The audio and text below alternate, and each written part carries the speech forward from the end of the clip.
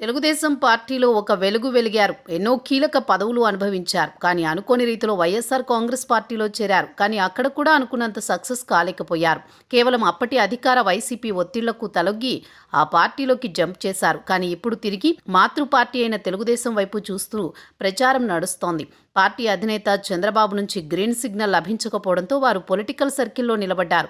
ఇంతకీ ఎవరా నేతలు, ఏంటా కథ అంటే ఇప్పుడు చూద్దాం. ఉమ్మడి ప్రకాశం జిల్లా రాజకీయంగా చైతన్యవంతమైంది. ఈ జిల్లా నుంచి ఎంతోమంది హేమాహేమీలు రాష్ట్ర రాజకీయాలను శాసించారు. అందులో ఒకరు కరణం బలరామకృష్ణ. సుదీర్ఘకాలం టీడీపీ నుంచి ఎమ్మెల్యేగా పనిచేసిన బలరామకృష్ణకు మంత్రి పదవి అన్నది దక్కకుండా పోయింది. ప్రకాశం జిల్లా రాజకీయాలను శాసించిన ఈ నేత అమాత్య అని అనిపించుకోలేకపోయారు. వైఎస్ఆర్ కాంగ్రెస్ లో చేరి ఆ పార్టీ నుంచి మంత్రిగా అవుతానని భావించారు. కానీ అది కూడా సాధ్యం కాలేదు. మరో మాజీ మంత్రి సిద్ధా రాఘవరావుది విచిత్ర పరిస్థితి. 2014లో ఎమ్మెల్యేగా గెలిచిన ఆయన మంత్రివర్గంలోకి తీసుకున్నారు చంద్రబాబు. 2019లో ఒంగోలు నుంచి ఎంపీగా పోటీ చేయించారు. ఓడిపోవడంతో రాఘవరావు సైతం వైసీపీలో చేరారు. కేవలం వ్యాపారాలపై ఒత్తిడి పెరగడంతోనే వీరు వైసీపీలో చేరినట్లు ప్రచారం ఉంది. అయితే ఇప్పుడు తిరిగి టీడీపీలో చేరేందుకు వీరిద్దరూ సిద్ధంగా ఉన్నట్టు సమాచారం. అయితే కరణం బలరాం విషయంలో టీడీపీ నుంచి అనేక అభ్యంతరాలున్నాయి. ఎందుకంటే చీరాల నుంచి టికెట్ ఇచ్చారు చంద్రబాబు. గెలిచిన తర్వాత పార్టీ క్లిష్ట సమయంలో ఉండగా గుడ్ బై చెప్పారు కరణం. అందుకే ఎట్టి పరిస్థితుల్లో కరణం బలరాం పార్టీలో చేర్చుకోవద్దని చంద్రబాబుపై టీడీపీ శ్రేణులు ఒత్తిడి ఉంది.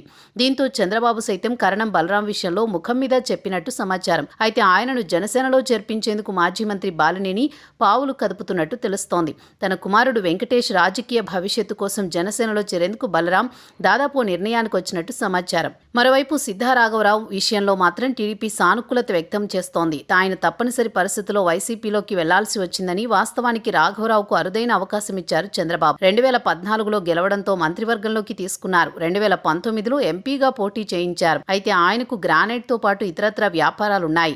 అప్పటి అధికార వైసీపీ ఒత్తిడి చేసి రాఘవరావు పార్టీలో చేర్చుకుందని, తీరా చేర్చుకున్నాక పట్టించుకోకుండా మానేసిందన్నది సానుభూతి ఆయనపై ఉంది. అందుకే రాఘవరావు విషయంలో చంద్రబాబు సైతం గ్రీన్ సిగ్నల్ ఇచ్చినట్టు తెలుస్తోంది. త్వరలో ఆయన టీడీపీలో చేరడం ఖాయమని ప్రచారం సాగుతోంది. మరి ఇందులో ఎంత వాస్తవం ఉందో తెలియాలి.